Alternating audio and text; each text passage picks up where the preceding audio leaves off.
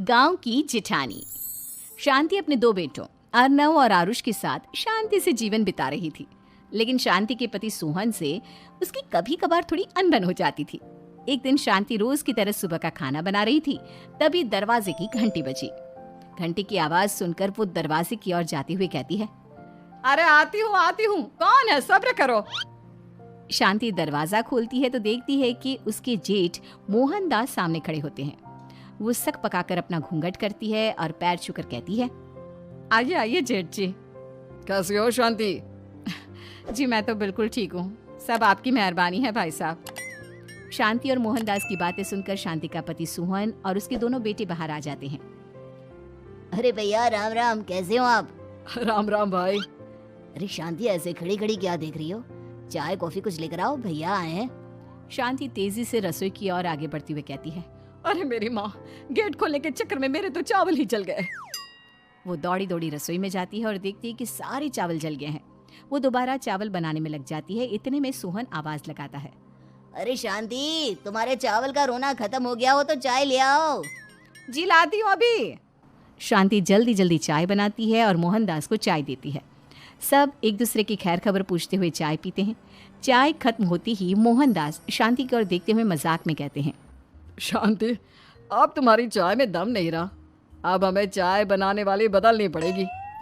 ये कैसे मुमकिन होगा जेठ जी, घर और बाहर का सारा काम मुझे ही करना पड़ता है और कभी कभी जल्दी जल्दी के चक्कर में काम बिगड़ जाते हैं, जैसे आज चावल जल गए। अरे इसी का तो हल लेकर आया हूँ। मैंने रिश्ता देखा है अर्नव और आरुष के लिए। दोनों लड़कियां बहुत सुंदर और सुशील हैं। अगर आप दोनों इजाजत दें तो बात करूँ आगे। सोहन और शांति रिश्ते की बात सुनकर कहते हैं, अब ठीक है, बात चलाइए ना भैया, पर पहले लड़की के बारे में कुछ बताइए तो सही। हाँ भाई साहब, लड़की कैसी है, परिवार कैसा है, कहाँ के रहने वाले हैं? देखो, परिवार तो बहुत अच्छा है, पर वे दोनों लोग बहुत गरीब हैं। दहेज में कुछ मिलेगा नहीं। अरे हमें दहेज में कुछ चाहिए भी नहीं, बस लड़की संस्कारी होनी चाहिए।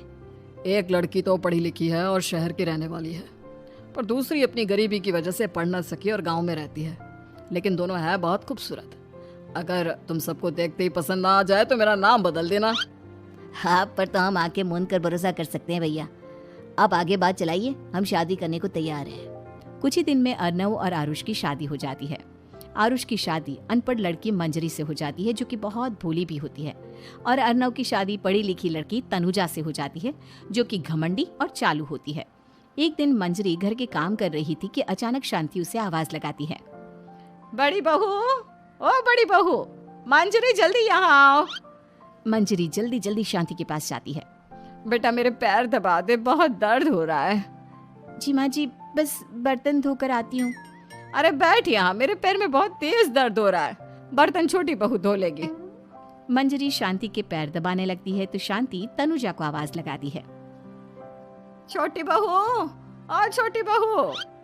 तनुजा थोड़ी देर से आराम से चलकर आती है। जी माँ जी, आपने बुलाया मुझे? आपको कोई काम था क्या? तू कुछ काम कर रही है या? शांति की बात काटते हुए तनुजा बोलती है, कुछ नहीं माँ, फोन पर अपने घर पर बात कर रही थी। अरे बाद में बात करियो अपने घर वालों से, पहले जाके बर्तन धो ले। तनुजा मुंह बनाते हुए अपनी जिठानी की ओर देखती है और मन ही मन कहती है, ये महारानी वहाँ बैठी है, ये नहीं कि बर्तन धो ले। मैंने इतनी पढ़ाई बर्तन धोने के लिए की थी क्या? तनुजा दांत पीसकर वहां से चली जाती है। अगले दिन सब दफ्तर चले जाते हैं, तभी डाकिया चिट्ठी लाता है। शांति चिट्ठी लेकर मंजरी से कहती है, बड़ी बहू, जरा छोटी बहू को बुलाना, एक चिट्ठी आई है। मेरी तो आंखें कमजोर है तो मुझसे पढ़ा नहीं जाएगा। मंजरी तनुजा के पास जाकर कहती है, तनुजा, तुम्हें माँ जी बुला रही हैं। मुझ पर हुक्म मत चलाओ, काम बताओ काम। अरे मैंने तुम पर कहाँ हुक्म चलाया, और हुक्म चला भी दूंगी तो क्या हुआ, तुम तो मेरी छोटी बहन की तरह हो ना। तुम जैसी अनपढ़, जाहिल और गांव की गवार मेरी बहन नहीं हो सकती। बेचारी मंजरी तनुजा की बात सुनकर अपना सा मुंह लेकर रह गई। कोई चिट्ठी आई है, माँ जी तुमसे पढ़वाना चाहती है, बस इसलिए बुला रही हैं। मुंह टेढ़ा करके तनुजा मंजरी का मजाक बनाती हुए कहती है, अनपढ़ कहीं की। तनुजा का ऐसा बर्ताव देखकर बड़ी बहू बहुत दुखी होती है। तनुजा को अपनी पढ़ाई का घमंड इतना हो गया कि अब वो घर के कोई काम नहीं करती और अपनी जिठानी का मजाक बनाती रहती। तनुजा का ये बर्ताव अब उसकी सास को भी नजर आने लगा था। एक दिन शांति ने अपनी बड़ी बहू से कहा, मंजरी, तनुजा हर समय तुम्हारा मजाक उड़ाती है, तुम्हें गुस्सा नहीं आता क्या? आता तो है माँ जी, लेकिन मैं क्या करूं? जब भी उसे कुछ बोलती हूँ वो और भी जली कटी बातें मुझे सुनाकर चली जाती है। मैं उसे अपनी छोटी बहन की तरह प्यार करती हूँ, लेकिन उसके दिल में मेरे लिए कोई इज्जत नहीं। बहू, तूने वो कहावत सुनी है, जुल्म करने वाले से ज्यादा जुल्म सहने वाला अपराधी होता है। मंजरी अपनी सास का इशारा समझ जाती है। वो अपनी देवरानी को सबक सिखाने की ठान लेती है। और एक दिन शांति अपनी दोनों बहुओं के साथ बैठी थी तो शांति अपनी बड़ी बहू से पूछती है, अरे बहू, शाम होने को है, कुछ सोचा है क्या बनेगा खाने में? माँ जी, मेरे तो सर में बहुत दर्द है आज। मेरी प्यारी देवरानी ही कुछ अंग्रेजी खाना बनाकर खिलाएगी। सुना है पढ़े लिखे लोग अंग्रेजी खाना बहुत अच्छा बनाते हैं, क्यों तनुजा? इतना कहकर मंजरी अपनी सास की ओर देखकर मुस्कुरा दी। तनुजा अपनी तारीफ सुनकर बहुत खुश हो गई। इतने में शांति कहती है, यह तो सच बात है छोटी बहू, ये तो मैंने भी सुना है। हम भी पक गए हैं बड़ी बहू के हाथ का खाना खा खा कर।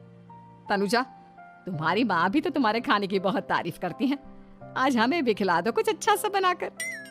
शांति की बात सुनकर छोटी बहू और आसमान पर चढ़ गई, पर उसे ये कहाँ पता था कि उसकी सास और जेठानी उसे सबक सिखाना चाहती हैं।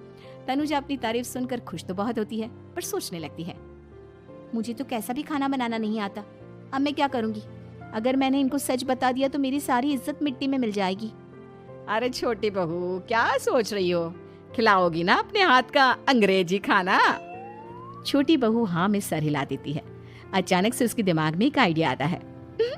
मैं इंटरनेट से देखकर कुछ बना लेती हूँ, मेरी वाहवाही पूरे घर में हो जाएगी। मुझे कौन सा रोज रोज बनाना है। माँ जी, आज आप सबको ऐसा खाना खिलाऊंगी कि... इतने में शांति छोटी बहू की टांग खींचते हुए कहती है कि पता नहीं कैसा खाना खिलाओगी। ए ऊपर वाले, हमारी रक्षा करना। इतना बोलकर शांति और मंजरी दोनों जोर जोर से हंसने लगते हैं। अब तनुजा रसोई घर में चली जाती है और खाने की तैयारी करने लगती है, पर उसे रसोई घर की चीज़ों के बारे में तो कुछ नहीं पता। जैसे तैसे सारी चीज़ें निकालती है और इंटरनेट पर देखकर खाना बनाती है। कुछ ही देर में सब लोग घर आ जाते हैं। अरे सुनते हो, आज का खाना हमारी छोटी बहू बना रही है। अरे वाह, आज तो फिर कुछ अंग्रेजी खाना खाने को मिलेगा। कुछ ही देर में खाना बन जाता है तो छोटी बहू सबका खाना लगा देती है। इतने में बड़ी बहू कहती है, क्या बात है देवरानी जी, आज तो बहुत अच्छी खुशबू आ रही है। ये बात तो सही कही बड़ी बहू तूने, खुशबू तो अच्छी है। ऐसी खुशबू तो मेरे खाने में भी नहीं आती।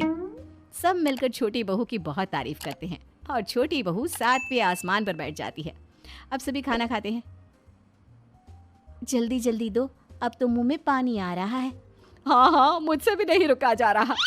जैसे ही सोहन एक निवाला खाता है तो उसकी आंखों से पानी आने लगता है। ये देखकर शांति सोहन से पूछती है, क्या हुआ जी, खाना इतना अच्छा बना है कि आंखों से पानी आ गया? सोहन चुप रहता है और धीरे धीरे से खाना शुरू कर देता है। इतने में सोहन छोटी बहू से कहता है, बेटी तुम भी तो खाओ, तुम क्यों रुकी हो? खाना सच में बहुत अच्छा है। ये कहकर सोहन जोर से हंस देता है। फिर सब खाना खाने लगते हैं, लेकिन खाने में नमक और मिर्च तेज हो गई थी। तनुजा से कोई कुछ नहीं बोलता, बल्कि उसे भी खाने को कहते हैं। जैसे ही छोटी बहू खाना खाती है वो पानी पानी कहकर चिल्लाती है, पानी, इसमें तो पानी। ये खाना तो सच में इतना अच्छा बना है कि हमारे साथ साथ देवरानी जी भी इसके स्वाद को कभी नहीं भूल पाएंगी। सही कहा बहू। तनुजा को अपनी गलती का एहसास हुआ और उसने अपनी सास से कहा, माँ जी, ये मेरी गलती नहीं है। इंटरनेट पर दिखाया था कि 4 चम्मच नमक और मिर्च डालने हैं। अब मंजरी को भी मौका मिल गया और उसने तनुजा पर तंज कसा। नाच न जाने आंगन टेढ़ा, हर जगह अपनी पढ़ाई दिखाती हो, दूसरों का मजाक उड़ाती हो। अब पता चला ना, हर चीज़ में पढ़ाई काम नहीं आती। और तुम तो शहर में रही हो, तुम्हें तो मुझसे भी अच्छा खाना बनाना आना चाहिए ना। बेटा, अगर तूने ठीक से सब सीखा होता तो आज तुझे शर्मिंदा नहीं होना पड़ता। बात शहर या गांव की नहीं होती। मंजरी गांव से आई है, लेकिन उसे घर का काम करना और खाना बनाना सब अच्छी तरह से आता है। तुम शहर में रही हो, तुमने ये सब क्यों नहीं सीखा? छोटी बहू सर नीचा कर सबसे माफी मांगती है और बहुत शर्मिंदा होती है। दीदी, मुझे माफ़ कर दो। मैंने आपको बहुत बुरा भला कहा, पर आपने मुझे हमेशा ही माफ़ किया।